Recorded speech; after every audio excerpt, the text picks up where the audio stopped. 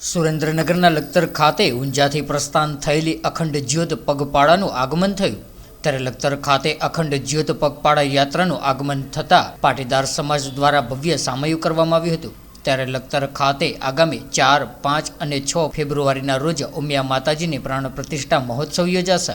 ત્યારે અખંડ જ્યોત પગપાળાનું આગમન થતાં શહેરના મુખ્ય માર્ગો ઉપર ફરતા ઠેર ઠેર સ્વાગત કરવામાં આવ્યું હતું। જો વાત કરીએ તો લખતર ખાતે આગામી 4, 5 અને 6 ફેબ્રુઆરીના રોજ વણા રોડ ઉપર આવેલા ઉમાધામ ખાતે શ્રી પાટીદાર સમાજ ટ્રસ્ટ લખતર દ્વારા શ્રી ઉમિયા માતાજીની પ્રાણ પ્રતિષ્ઠા મહોત્સવનું આયોજન કરવામાં આવ્યું છે।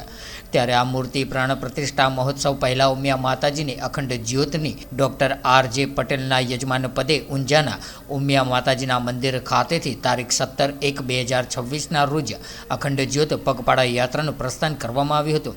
જે અખંડ જ્યોત પગપાળા યાત્રા આજે લખતર શહેર ખાતે પધારતા લખતર વિરમગામ હાઈવે ઉપર આવેલા બહુચરાજી માતાજીના મઢ ખાતે મોટી સંખ્યામાં લખતર શહેરના પાટીદાર સમાજના આગેવાનો, વડીલો, યુવાનો, મહિલાઓ એકત્રિત થઈને ભવ્ય સ્વાગત સાથે સામયું કરવામાં આવ્યું હતું।